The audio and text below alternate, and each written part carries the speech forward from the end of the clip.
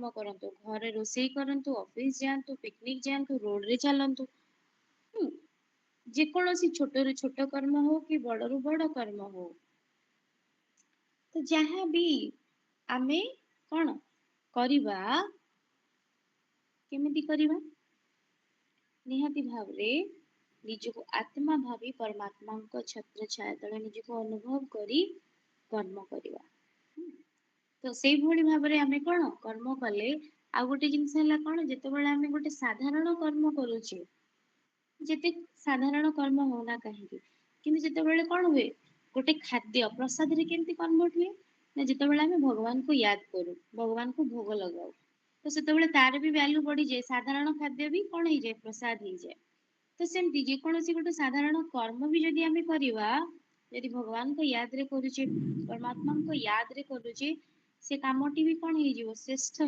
जिवो more valuable हो जिवो आउ कोन ना ठीक भाबरे हो जिवो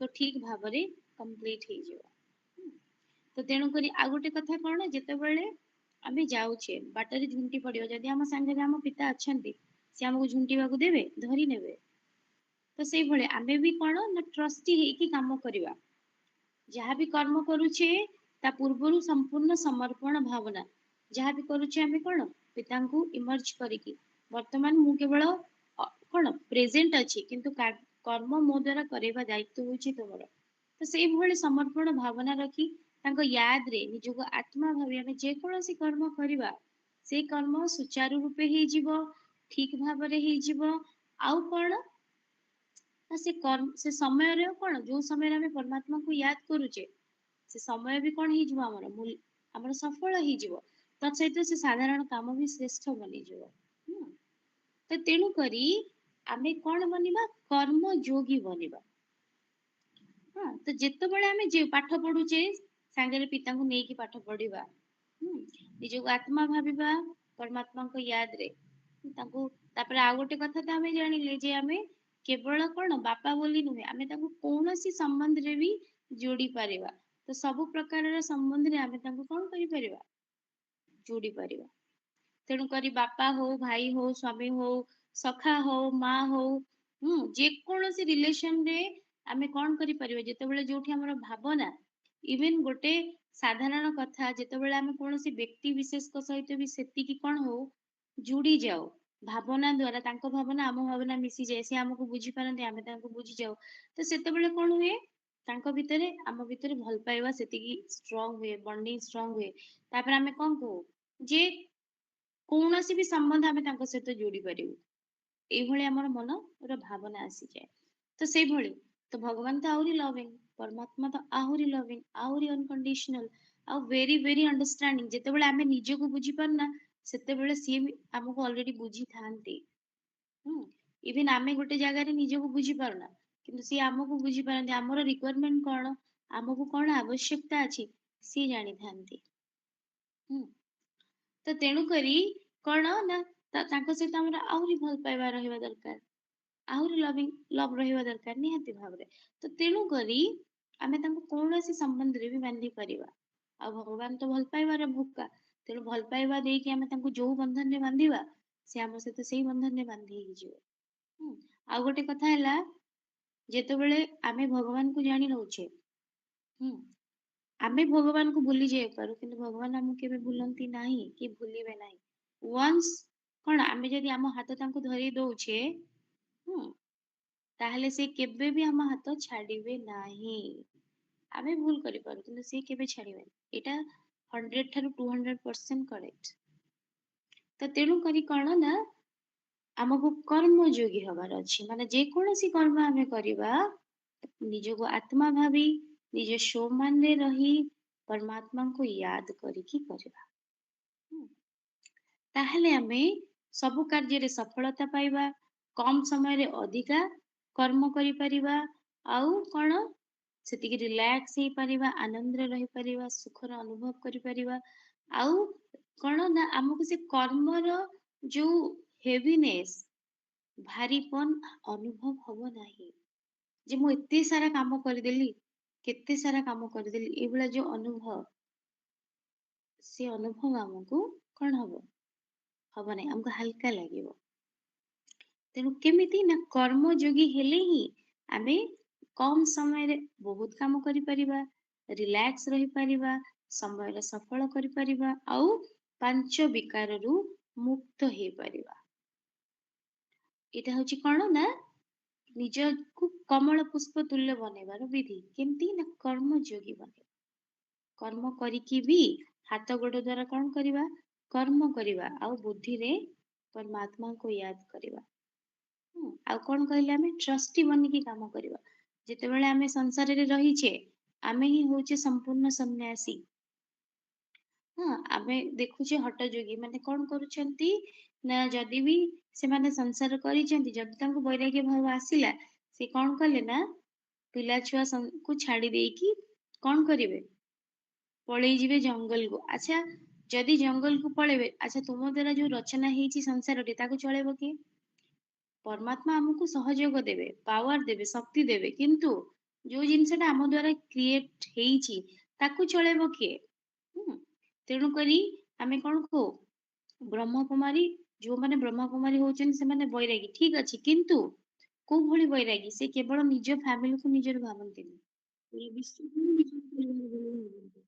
ହୁଁ। ଆଉ ସମସ୍ତଙ୍କ ପାଇଁ ଡେଡିକେଟେଡଲି କାମ କରନ୍ତି। କାହିଁକି? ଆମେ ଜାଣିଛୁ ଯେ ସମସ୍ତେ ପରମାତ୍ମାଙ୍କର ସନ୍ତାନ, ସମସ୍ତେ ଆମର ଭାଇ ଭଉଣୀ। ତେଣୁ ସମସ୍ତଙ୍କ ପ୍ରତି ଆମର ଡ୍ୟୁଟି ଅଛି। ହୁଁ। ତ ତେଣୁକରି କଣ ନା ଯେତେବେଳେ ଆମେ ଦେଖୁଛେ ସନ୍ନ୍ୟାସୀ କଣ କରୁଛନ୍ତି, ହଠଯୋଗୀ ଯୋଉମାନେ ଜଙ୍ଗଲକୁ ପଳେଇ ଯାଉଛନ୍ତି। ହୁଁ। ତ ଜଙ୍ଗଲକୁ ପଳେଇଲେ କଣ ହେଲା? ଯୋଉ ପରିବାର କ୍ରିଏଟ କରିଛନ୍ତି ତାର ଦାୟିତ୍ୱ କିଏ ନବ? ସେଇଟା ଅଲଗା କଥା। ତାପରେ ଆଉ ଗୋଟେ କଥା କଣ ନା ଆମେ ହିଁ ହଉଛେ ସମ୍ପୂର୍ଣ୍ଣ ସନ୍ନ୍ୟାସୀ। କାରଣ ଆମେ କଣ କରୁଛେ ସଂସାର ଭିତରେ ରହିକି ବି ଆମେ ସନ୍ନ୍ୟାସୀ କଣ ଭଳି ରହୁଛେ। ମାନେ କଣ? ବୈରାଗୀ ଜୀବନ। କେମିତି ନା ଯେମିତି କି ଗୋଟେ ଆଇସ୍କ୍ରିମ ମୋ ସାମ୍ନାରେ ଥୁଆ ହେଇଛି, କିନ୍ତୁ ମୁଁ ଇଚ୍ଛା କରିବିନି ଖାଇବା ପାଇଁ। ତାହେଲେ ମତେ କଣ ଦରକାର? ମୋ ନିଜ ଉପରେ ବହୁତ କଣ୍ଟ୍ରୋଲିଂ ପାୱାର ଦରକାର। କିନ୍ତୁ ଏମିତି ଯେ ମୁଁ ଗୋଟେ ଜାଗାରେ ଅଛି ଯେ ମତେ ସେଠି ଆଇସ୍କ୍ରିମ ହିଁ ମିଳୁନାହିଁ, ସେ ଜାଗାରେ ଆଇସ୍କ୍ରିମ ନାହିଁ ଟୋଟାଲି, ତାହେଲେ ମୁଁ ଖାଇବିନି। ଆଇସ୍କ୍ରିମ ତ ମିଳୁନି, ମୁଁ ଖାଉନି, ଠିକ ଅଛି। ସେଠି କଣ ମତେ କଣ୍ଟ୍ରୋଲ କରିବାକୁ ପଡିବ କି? କିନ୍ତୁ ଆଇସ୍କ୍ରିମ ମିଳିଲେ ଇଚ୍ଛା ହବ ଖାଇବାକୁ। କିନ୍ତୁ ଯେତେବେଳେ ଆଇସ୍କ୍ରିମ ମୋ ସାମ୍ନାରେ ଅଛି ଆଉ ମୁଁ ଇଚ୍ଛା କରୁନି ତାକୁ ଖାଇବାକୁ, ତାହେଲେ ନିହାତି ଭାବରେ ମୋ ଭିତରେ ବହୁତ କଣ୍ଟ୍ରୋଲିଂ ପାୱାର ଅଛି। ହଁ, କିନ୍ତୁ ଯେତେବେଳେ କଣ ହବ, ମୁଁ ଆଇସ୍କ୍ରିମ ଠାରୁ ଦେଖିବିନି କି ଚାହିଁବିନି ତାକୁ, କାଳେ ଇଚ୍ଛା ହବ ଖାଇବା ପାଇଁ କି, ତାହେଲେ ସେଠି କଣ ମୋ ଭିତରେ ଆଗ୍ରହ ହଉଥିବ, ଖାଲି ମୁଁ ତାକୁ ଦୂରେଇବା ପାଇଁ କି ତାଠୁ ଅଲଗା ରହୁଛି। କିନ୍ତୁ valuable thing, more powerful thing କୋଉଟା? ଯୋଉଟା କି ଆମ ସାମ୍ନାରେ ଥିବ କିନ୍ତୁ ମୁଁ ସେ ଜିନିଷ ପ୍ରତି ଆଗ୍ରହ ହିଁ ପ୍ରକାଶ କରିବିନି। ହୁଁ, ତାହେଲେ ମୁଁ ତାଠାରୁ ବୁଦ୍ଧି ଦ୍ଵାରା ସମ୍ପୂର୍ଣ୍ଣ ଡିଟାଚ ହେଇପାରିବି। ତା ମାନେ କଣ? କୌଣସି ପରିସ୍ଥିତିରେ ବି ସେ ଜିନିଷ ମତେ କଣ କରିବ? ମୋ ମାଇଣ୍ଡ କୁ ଡାଇଭର୍ଟ କରିପାରିବ ନାହିଁ, ମତେ କମଜୋର ବନେଇ ପାରିବ ନାହିଁ। ହୁଁ। ତ ତେଣୁକରି ଆମେ ବି ହଉଛେ କଣ ନା ସମ୍ପୂର୍ଣ୍ଣ ସନ୍ନ୍ୟାସୀ। କାହିଁକି ନା ଆମେ ସଂସାର ଭିତରେ ରହିକି ସବୁ ପ୍ରକାର ଜିନିଷ ସାମ୍ନାରେ ଦେଖୁଛେ, ତଥାପି ନିଜକୁ କଣ କରୁଛେ? କଣ୍ଟ୍ରୋଲ କରୁଛେ। ଆମେ ସଂସାର ଭିତରେ ଅଛେ, ଆମେ ମାର୍କେଟ ଯାଉଛେ, ସାଧାରଣ ଏକ୍ସାମ୍ପଲ, ଆମେ ମାର୍କେଟ ଯାଉଛେ, କେତେ ଭେରାଇଟି ଜିନିଷ ଦେଖୁଛେ, କେତେ ଖାଇବା ଜିନିଷର ଭେରାଇଟି ହଉ, ପିନ୍ଧିବା ଜିନିଷର ଭେରାଇଟି ହଉ, କେତେ କଣ ଦେଖୁଛେ, କିନ୍ତୁ ତଥାପି ଆମର ତାଙ୍କ ପ୍ରତି ସେ ଜିନିଷ ପ୍ରତି ଆଗ୍ରହ ଅଛି କି? ନାହିଁ। ତା ମାନେ ଆମକୁ ଆଣିକି ଜବରଦସ୍ତ ଆମ ପାଖରେ ଥୋଇଲେ ବି ଆମେ ସେ ଜିନିଷ ଗ୍ରହଣ କରିବୁ ନାହିଁ। ତା ମାନେ ଆମେ ବୁଦ୍ଧିରୁ ଡିଟାଚଡ, ଆମର ସେଥିରେ କୌଣସି ପ୍ରয়োଜନ ନାହିଁ। ହୁଁ। ତାହେଲେ ଭାବନ୍ତୁ ଆମ ଭିତରେ କେତେ କଣ୍ଟ୍ରୋଲିଂ ପାୱାର ଅଛି, ଆମେ ଆମ ମାଇଣ୍ଡ କୁ କେତେ କଣ୍ଟ୍ରୋଲରେ ରଖିଛେ। ତାହେଲେ ସମ୍ପୂର୍ଣ୍ଣ ସନ୍ନ୍ୟାସୀ କୋଉମାନେ? ଆମେ ହିଁ ମାନେ। ଆମ ସାମ୍ନାରେ ସବୁ ଜିନିଷ ଥାଇକି ବି ଆମେ କଣ୍ଟ୍ରୋଲଡ। ତ ସେଇଟା ବନଉଛନ୍ତି କି? ସ୍ୱୟଂ ଭଗବାନ ଆସିକି ଆମକୁ ସେତିକି ପାୱାରଫୁଲ ବନଉଛନ୍ତି ନା। ତ ତେଣୁ କରି ଆମେ ହିଁ ହଉଛେ ସମ୍ପୂର୍ଣ୍ଣ ସନ୍ନ୍ୟାସୀ, ମାନେ ପ୍ରବୃତ୍ତି ମାର୍ଗରେ ରହିକି ବି ଆମେ କଣ କରୁଛେ? ହାତ ଗୋଡ ଦ୍ଵାରା କର୍ମ କରୁଛି, ଯାହା ପ୍ରତି ଯାହା ଡ୍ୟୁଟି ଅଛି। ସଂସାରରେ ଯେହେତୁ ଆସିଛି, ମା ବାପାଙ୍କ ପ୍ରତି ଡ୍ୟୁଟି, ଭାଇ ଭଉଣୀଙ୍କ ପ୍ରତି ଡ୍ୟୁଟି, ପିଲା ଛୁଆଙ୍କ ପ୍ରତି ଡ୍ୟୁଟି, ସମସ୍ତଙ୍କ ପ୍ରତି ଆମର କର୍ତ୍ତବ୍ୟ ଅଛି।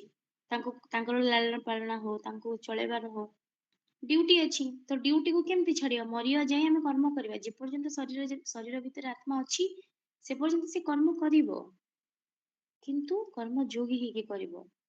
ହଁ, ସମ୍ପୂର୍ଣ୍ଣ ସମର୍ପଣ ଭାବନାରେ କରିବ। ହୁଁ।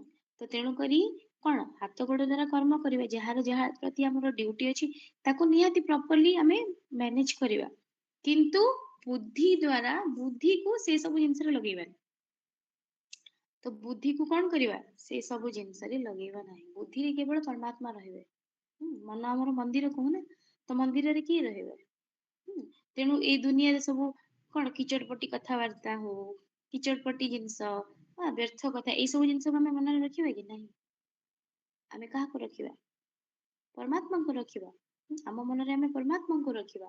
କିନ୍ତୁ ହାତ ଗୋଡ଼ ଦ୍ୱାରା ଯାହା ପ୍ରତି ଯାହା ଡ୍ୟୁଟି ଅଛି କରିବା।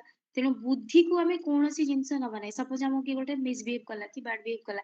ଆମେ ଏତେ କର୍ମ କରୁଛେ ସଂସାରରେ ରହିକି ଫ୍ୟାମିଲି ମେମ୍ବରଙ୍କ ପ୍ରତି, ତଥାପି ଯଦି କିଏ ଆମକୁ ଗୋଟେ ଖରାପ ବ୍ୟବହାର ଦେଖଉଛନ୍ତି, ଆମେ ତାକୁ ବୁଦ୍ଧିକୁ ନବା ନାହିଁ। କଣ ନା ଗ୍ରହଣ। ସେ ଆତ୍ମାର ସଂସ୍କାର ସେଇଭଳି ଅଛି। ତେଣୁ ସେ କହିଲା। ଆଉ ଗୋଟେ କଥା ହେଲା, ଯେତେବେଳେ ଆମେ ସାମ୍ନା ବାଲା ଠାରୁ କିଛି ଖରାପ କଣ କରୁ, ନେଗେଟିଭ ବିହେଭିୟର ପାଉ, ତ ଆମକୁ ବହୁତ ଦୁଃଖ ଲାଗେ ଯେ ସେ ମତେ ଏମିତି କହିଲା। କିନ୍ତୁ ଆମକୁ ଟିକେ ସେଇଠି କଣ, ଆମେ ତ ବହୁତ ବୁଝିପାରୁ, ଆମେ ପୂର୍ବଜ ଆତ୍ମା, ଆମେ ହିଁ ଦେବୀ ଦେବତା ଆତ୍ମା, ତେଣୁ ଆମେ ହିଁ ବହୁତ ଅଣ୍ଡରଷ୍ଟାଣ୍ଡିଂ ସମସ୍ତଙ୍କ ପ୍ରତି। ହୁଁ। ତ ତେଣୁ କରି କଣ ନା ଆମକୁ ବୁଝିବାର ଅଛି, ଯଦି ସେ ଆତ୍ମା ସେତିକି ଜିନିଷଟା ଦଉଛି, ସେତିକି ବିରକ୍ତି ଭାବ ପ୍ରକାଶ କରୁଛି, ତାମାନେ ସେ ସେତିକି ଖରାପ କଣ୍ଡିସନରେ ଅଛି। ସେଥିପାଇଁ କି ସେ ଜିନିଷଟା ଦଉଛି। ଯାହା ପାଖରେ ଯାହା ଥାଏ ସେ ସେଇଆ ହିଁ ଦିଏ ନା। ତ ତେଣୁକରି ତାର ଅବସ୍ଥା ବର୍ତ୍ତମାନ ମେଣ୍ଟାଲ କଣ୍ଡିସନ ସେଇଭଳି। ତେଣୁକରି ସେ ସେଇ ଜିନିଷଟି ଦଉଛନ୍ତି। ଯେତେବେଳେ ସେ ପର ମୁହୂର୍ତ୍ତରେ ଶାନ୍ତ ହେଇଯିବେ, ତ ନିହାତି ଭାବରେ ଠିକ ହେଇଯିବେ। ତ ଆମକୁ ସେତେବେଳେ ତାଙ୍କୁ ସଦ୍ଭାବନା ଶୁଭଭାବନା ଦେବା ଦରକାର। ଶାନ୍ତ ହେଇଯାଅ। ନା କି ତାଙ୍କୁ ରାଗିବାର ଅଛି, ନିଜେ କାନ୍ଦିବାର ଅଛି, ନା ମନ ଦୁଃଖ କରିବାର ଅଛି। କିଛି ନାହିଁ। ହୁଁ, ବୁଝି। ତ ତେଣୁକରି ଆମେ ଜାଣିଲେ କଣ ନା ନିଜ ଜୀବନକୁ ଆମେ କମଳ ପୁଷ୍ପ ତୁଲ୍ୟ କିଭଳି ମନେଇ ପାରିବା, ନା ଯେତେବେଳେ ଆମେ କର୍ମଯୋଗୀ ହବା। କର୍ମ କରିବା ସମୟରେ ବି ନିଜକୁ ଆତ୍ମା ଭାବି ପରମାତ୍ମାଙ୍କ ୟାଦରେ ହାତ ଗୋଡ଼ ଦ୍ୱାରା କର୍ମ କରିବା। ତାହେଲେ ଆମେ କର୍ମଯୋଗୀ ହେଇପାରିବା। ତାପରେ ଆମେ ଆଉ କଣ ଜାଣିଲେ, ଯେ ଆମେ ହିଁ ହଉଛି ସମ୍ପୂର୍ଣ୍ଣ ସନ୍ନ୍ୟାସୀ। କାରଣ ସଂସାର ଭିତରେ ରହିକି ବି କୌଣସି ଜିନିଷରେ ଆମେ କଣ, ଆମର ଦିମାଗ ଡାଇଭର୍ଟ ହଉନାହିଁ। ଆମେ କଣ କରୁଛେ, ସବୁ ଜିନିଷକୁ ସାମ୍ନାରେ ପାଇକି ବି କୌଣସି ଜିନିଷ ଦ୍ୱାରା ଆଟ୍ରାକ୍ଟ ହଉନେ। ଆମ କର୍ମ କରୁଛେ, ପରମାତ୍ମାଙ୍କୁ ୟାଦ କରୁଛେ, ବାସ୍ ଆମର ଲକ୍ଷ୍ୟ ପଥରେ ଆମେ ଆଗେଇ ଚାଲିଛେ। ତ ତେଣୁକରି ଆମେ ହିଁ ସମ୍ପୂର୍ଣ୍ଣ ସନ୍ନ୍ୟାସୀ। ସାମ୍ନାରେ ଯେତେ ବି ଆମକୁ କଣ ଅବଷ୍ଟ୍ରାକ୍ଟ ଜିନିଷ, ଆମକୁ ମାଇଣ୍ଡକୁ ଯେତେ ଡାଇଭର୍ଟ କରିବା ପାଇଁ ଯେକୌଣସି ଜିନିଷ ଥିଲେ ବି ଆମେ ସେଥିପ୍ରତି ବାଇସ୍ଡ ହଉନାହୁଁ।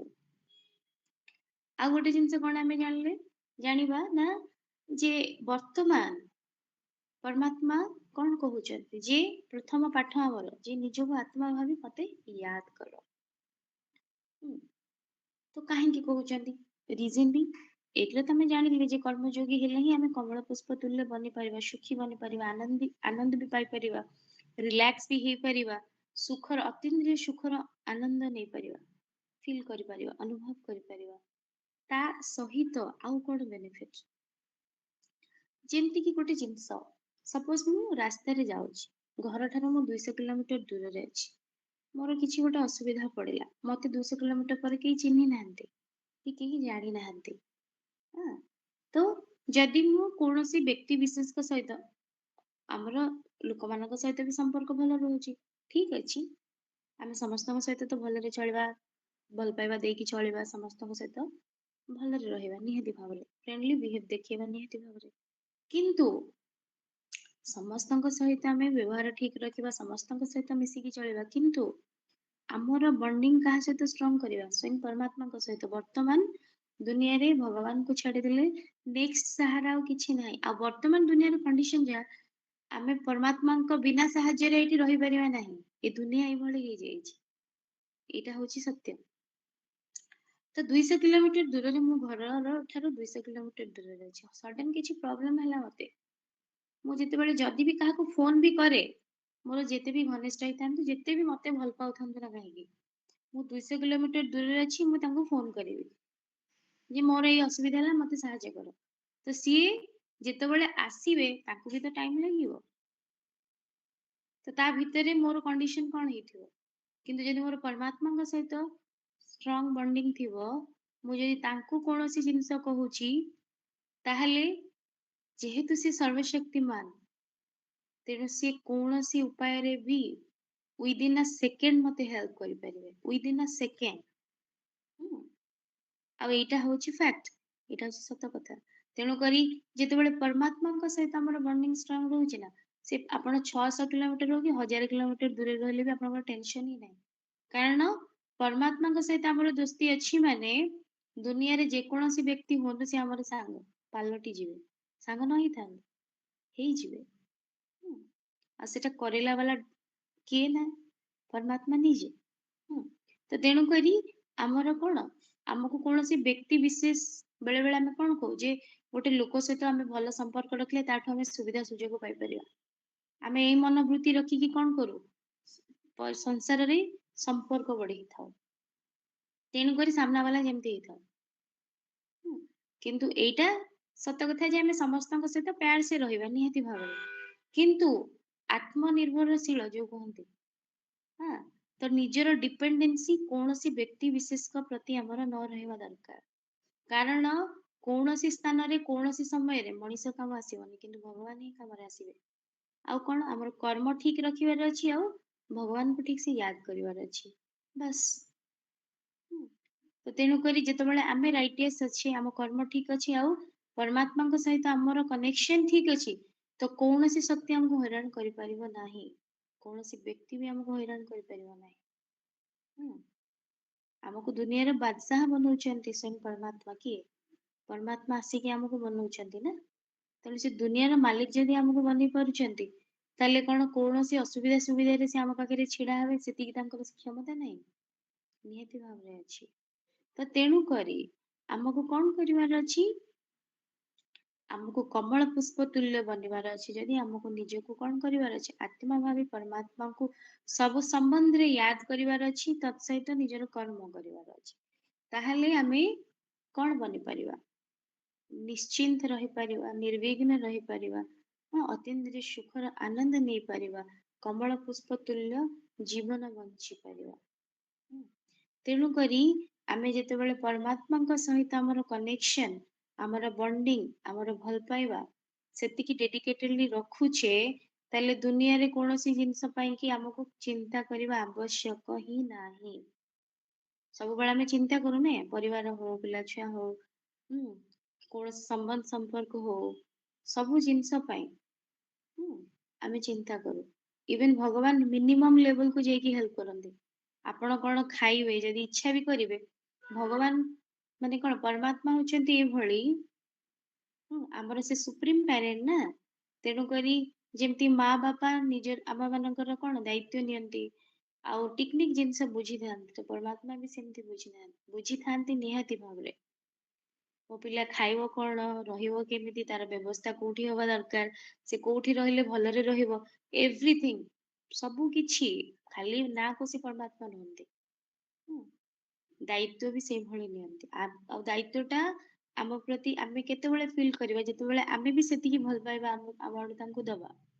ସିଏ ତ ସବୁବେଳେ ଆମ ପାଇଁ 24 ଆୱାର ଆଭେଲେବଲ, ହାତ ଆମ ଆଡକୁ ବଢେଇକି ରଖିଛନ୍ତି, କିନ୍ତୁ ଆମର ଡ୍ୟୁଟି ଆମେ କେତେ ତାଙ୍କ ହାତକୁ ଧରୁଛେ, ଆମେ ତାଙ୍କ ଆଡକୁ କେତେ ଆମ ବୁଦ୍ଧିକୁ ନଉଛେ।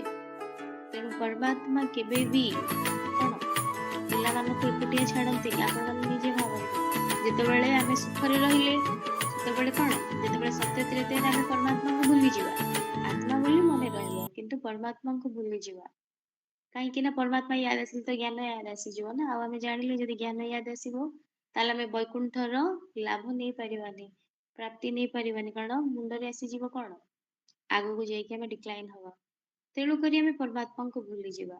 କିନ୍ତୁ କୋଉ ଭଳି ଦୁନିଆ, ସୁଖର ଦୁନିଆ ନା, ଦୁଃଖର ନୁହେଁ, ସୁଖ ଶାନ୍ତିର ଦୁନିଆ। ଆଉ ଦ୍ୱାପରରେ ବି କଣ, ଜଷ୍ଟ ଭକ୍ତି ମାର୍ଗ ଷ୍ଟାର୍ଟ ହେଲା, ସେତେବେଳେ କଣ ଯାହାହେଲେ ବି ଆଠକଳା ଥିଲା।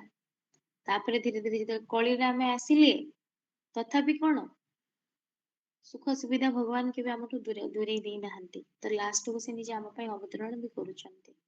ତ କେବେ କେବେ ସେ ଆମକୁ ଏକୁଟିଆ ଛାଡୁନାହାନ୍ତି। କେତେବେଳେ ଆମକୁ ସୁଖରେ ରଖୁଛନ୍ତି, କିନ୍ତୁ ଯେତେବେଳେ ଦୁଃଖ ଆସିଯାଉଛି, ସେତେବେଳେ ସେ ଆମ ପାଇଁ ନିଜେ ହିଁ ଆସି ଯାଉଛନ୍ତି। ହୁଁ, ତ ତେଣୁକରି ଭଗବାନଙ୍କର ଭଲ ପାଇବା ଆମ ପାଇଁ ବହୁତ ଅସୀମିତ, ତାକୁ ମାପି ପାରିବାନି ଆମେ। ତେଣୁ ଆମେ ବି କଣ କରିବା, ତାଙ୍କୁ ସେତିକି ଭଲ ପାଇବା ଦବା, ଯାହା ଫଳରେ କି ଆମେ କଣ କହୁ, ଯେତେବେଳେ आमे जाहाକୁ ଭଲ ପାଉ ତ ଆମେ ଆଉ ସିଏ ବି ଆମକୁ ଜାଣିଥାନ୍ତି ତ ଆମେ ତାଙ୍କୁ ଯଦି ମନେ ପକେଇବା ତାହେଲେ ଅଟୋମେଟିକ ସିଏ ବି ଆମକୁ ମନେ ପକେଇବେ। ତ ଏମିତି ପରସ୍ପର ମନେ ପକେଇଲେ ପରସ୍ପର ଭିତରେ କଣ ହବ? ସମ୍ପର୍କ ନିବିଡ଼ ହେଇଥାଏ, ଷ୍ଟ୍ରଙ୍ଗ ହେଇଥାଏ। ଭଲ ପାଇବା ବଢିଥାଏ। ତ ସେମିତି ଭଗବାନ ତ ଆମକୁ ମନେ ପକଉଛନ୍ତି। ତାଙ୍କର ପ୍ରିୟ ଜିନିଷ ହଉଛି କିଏ ନା ଆମେମାନେ। ପିଲାମାନେ ତାଙ୍କର ପ୍ରିୟ ଜିନିଷ। ତେଣୁକରି ଆମର ଡ୍ୟୁଟି କଣ? ଆମେ ହିଁ ତାଙ୍କୁ ମନେ ପକେଇବା। ତାହେଲେ ଆମ ଭିତରେ ଆହୁରି ସମ୍ପର୍କ କଣ ହବ? ଷ୍ଟ୍ରଙ୍ଗ ହବ ନିହାତି ଭାବରେ। ତ ତେଣୁକରି ଆମକୁ କୌଣସି ବ୍ୟକ୍ତି ବିଶେଷ ଉପରେ ଡିପେଣ୍ଡେଣ୍ଟ ହବା ଦରକାର ନାହିଁ। ଆମେ ଯଦି ପରମାତ୍ମାଙ୍କ ଉପରେ ଡିପେଣ୍ଡ ହଉଛେ ତାହେଲେ ଆମେ ସବୁବେଳେ ଇଣ୍ଡିପେଣ୍ଡେଣ୍ଟ ହିଁ ରହିବା। ଆମକୁ କେହି ବି କୌଣସି ବନ୍ଧନରେ ବାନ୍ଧି ପାରିବେ ନାହିଁ। ମେଣ୍ଟାଲି ହଉ, ଫିଜିକାଲି ହଉ, ଇମୋସନାଲି ହଉ। ତ ଆମେ ସବୁବେଳେ କେମିତି ରହିବା? ଖୁସିରେ ରହିବା, ଆନନ୍ଦରେ ରହିବା। ଆଉ ଆନନ୍ଦରେ ଉଡିବା, ସେଇଭଳି ଅନୁଭବ କରିବା। ଜି ତ ତେଣୁକରି ଆମେ ଜାଣିଲେ କଣ ନା ଜୀବନକୁ ଆମେ କମଳ ପୁଷ୍ପ ତୁଲ୍ୟ କିପରି କରିବା? କଣ ଜାଣିଲେ ଆମେ? କେମିତି କରିବା କୁହନ୍ତୁ? କେମିତି କରିବା କୁହନ୍ତୁ? ओम शांति भौणी ନିଜର ଜି ଆମେ ଆମର ନିଜର କର୍ମ ଠିକ ଭାବରେ କରି ଭଗବାନଙ୍କୁ ୟାଦ କରିବା, ଅଳ୍ପ ୟାଦ କରି ଆମ କର୍ମ ଠିକ ଭାବରେ କରିବା। ତ ସେମିତିରେ ଜୀବନକୁ କମଳ ପୁଷ୍ପ ସହିତ ତୁଳନା କରିପାରିବା। ଜି ବହୁତ ବହୁତ शुक्रिया। ତ ତେଣୁକରି ନିଜକୁ ଆମେ ଆତ୍ମା ଭାବି ଯେକୌଣସି କର୍ମ କରୁଛେ ନିଜକୁ ଆତ୍ମା ଭାବି ପରମାତ୍ମାଙ୍କ ୟାଦରେ ଆମେ କଲେ ଆମେ କର୍ମଯୋଗୀ ହେଇପାରିବା। ଆଉ କର୍ମଯୋଗୀ ହେଲେ ହିଁ ଆମେ କଣ କରିପାରିବା? କମଳ ପୁଷ୍ପ ତୁଲ୍ୟ ପାବନ ବନିପାରିବା। ମାନେ ତାଙ୍କରେ ଏଇ ସଂସାର ରୂପକ କିଚଡରେ ଆସିଲେ ବି ଆମେ ବିକାର ମୁକ୍ତ ହେଇପାରିବା। ଜି ଆଚ୍ଛା, ତ ଆମେ ଆଜି ଏଇ ଗୋଟେ ଟପିକ ଡିସ୍କସନ କଲେ। ତ ବର୍ତ୍ତମାନ ଆମେ କ୍ଲାସ ଆଜି ରଖିବା। କାହିଁକି ନା ଏପଟେ କରେଣ୍ଟ ପ୍ରୋବ୍ଲେମ ଟିକେ ହେଇଯାଇଛି। ଆଉ ମୋବାଇଲରେ ଚାର୍ଜ ବି କମ ଅଛି। ତ ତେଣୁକରି ଆମେ ଆଜି କ୍ଲାସ ସେଇଠି ରଖିବା। ଆଉ ଦେନ୍ କାଲିକୁ ଆଗକୁ ବଢିବା ନିହାତି ଭାବରେ। ଜି ଆଚ୍ଛା, କାଲି ଆମେ ନେଇଥିଲେ ସୂକ୍ଷ୍ମରୂପାତ୍ମା। ତ ଆଜି ଆମେ କଣ ନବା କୁହନ୍ତୁ ଆପଣ ମାନେ? ଯେ ଆଜି ଆମେ କୋଉ ଭଳି ଆଜି ଆଉ ଗୋଟେ ନୂଆ ସୋପାନ ଆମେ ନବା। ଯେମିତି କି ଆଜି ଆମେ ଜାଣିଲେ ଯେ ଆମେ କଣ ବନିବା? କି ଯୋଗୀ ବନିବା? କର୍ମ ଯୋଗୀ ବନିବା। ତ କର୍ମଯୋଗୀ ଆମେ କେମିତି ବନିବା? କଣ ଜାଣିଲେ କର୍ମଯୋଗୀ ଆମେ କେମିତି ବନିବା କୁହନ୍ତୁ? ଜି କହିବେ ଯେ ଆମେ କର୍ମଯୋଗୀ କେମିତି ହେଇପାରିବା? କର୍ମ କରିକି ଭଗବାନଙ୍କୁ ମନେ ପକେଇବା। ତ କର୍ମ କରୁଥିବା ସମୟରେ ବି ଆମେ ନିଜକୁ ଆତ୍ମା ଭାବି ପରମାତ୍ମାଙ୍କ ୟାଦରେ ସେଇ କର୍ମ କରିବା। ତାହେଲେ କଣ ହବ? ଆମେ କର୍ମଯୋଗୀ ବନିବା। ତ ଏଇଭଳି ଆମେ ଆଜି ସୋମାନ ନବା ମେ କର୍ମ ଯୋଗୀ ଆତ୍ମା ହूं। ମୁଁ କର୍ମଯୋଗୀ ଆତ୍ମା ଅଟେ। ତ ମୁଁ କର୍ମଯୋଗୀ ଆତ୍ମା ମେ କର୍ମ ଯୋଗୀ ଆତ୍ମା ହूं। ଆଜିର ସୋମାନ ଆମେ ନବା ମେ କର୍ମଯୋଗୀ ଆତ୍ମା ହूं। ତ କାଲି ଯାଏ ଆମେ ଅଭ୍ୟାସ କରିବା ଯେକୌଣସି କର୍ମ କରିବା। ଆପଣ ଖାଆନ୍ତୁ, ଶୁଅନ୍ତୁ, ଟିଭି ଦେଖୁଥାନ୍ତୁ, କି ବୁଲିବାକୁ ଯାଆନ୍ତୁ, କି ଘର କାମ କରନ୍ତୁ, କି ଯେ କୌଣସି କର୍ମ ଅଫିସିଆଲ ୱାର୍କ ଯାହା ବି କରନ୍ତୁ, ନିଜକୁ ଆତ୍ମା ଭାବି ପରମାତ୍ମାଙ୍କର କିରଣ ରୂପକ ଛତ୍ର ଛାୟା ତଳେ ଆମେ ନିଜକୁ ସୁରକ୍ଷିତ ଅନୁଭବ କରି ସେ କର୍ମ କରିବା ନିହାତି ଭାବରେ। ଆଉ ତାର ଅନୁଭବ ବି ଆପଣ ମାନେ ନେଇପାରିବେ। ଜି ତ କାଲି ଯାଏ ଆମେ अभ्यास କରିବା मैं कर्म योगी आत्मा हूँ। जी बहुत बहुत शुक्रिया। शुक्रिया बाबा, शुक्रिया सभी भाई बहनों को। ओम शांति। जी ओम शांति। शुक्रिया। ओम शांति भौणी। जी जी जी भाई जी लगन था। कभी सोचा नहीं था भगवान मिलेगा, स्वर्ग से भी सुंदर संसार मिलेगा। कभी सोचा नहीं था भगवान मिलेगा, स्वर्ग से भी सुंदर संसार मिलेगा। कभी सोचा नहीं था।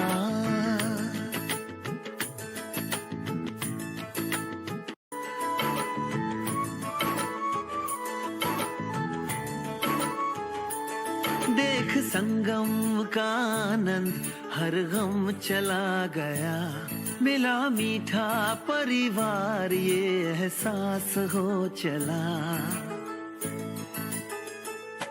देख संगम का आनंद हर गम चला गया, मिला मीठा परिवार ये एहसास हो चला।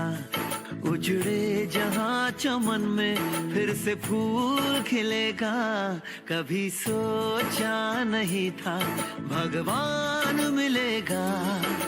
स्वर्ग से भी सुंदर संसार मिलेगा, कभी सोचा नहीं था। शुक्रिया भाई जी, बहुत बहुत शुक्रिया। शुक्रिया सभी भाई बहनों को, बहुत बहुत शुक्रिया। अच्छा भौणी आज जहाँ भी कहले अल्प तो पढ़ाला, तो काली आमे माने 9टारे जॉइन करवा। आहुरी बहुत सुंदर नॉलेज अच्छी आमे जानिमा। आउ आज जहाँ भौणी पढ़ेले बिल्कुल सारा दिन टिके चिंतन मंथन करवा। आउ जहाँ अभ्यास दिया हला बिल्कुल आमे अभ्यास करवा। कौन? कर्मयोगी। मैं कर्मयोगी आत्मा हूँ। आउ जेते बेले सोईबा बिल्कुल बेड रे नुह, कोठी सोईबे? बिल्कुल परमात्मा के गोद में। आखी खोलिब तो कौन कहिबे? Good morning, good morning Shiv बाबा।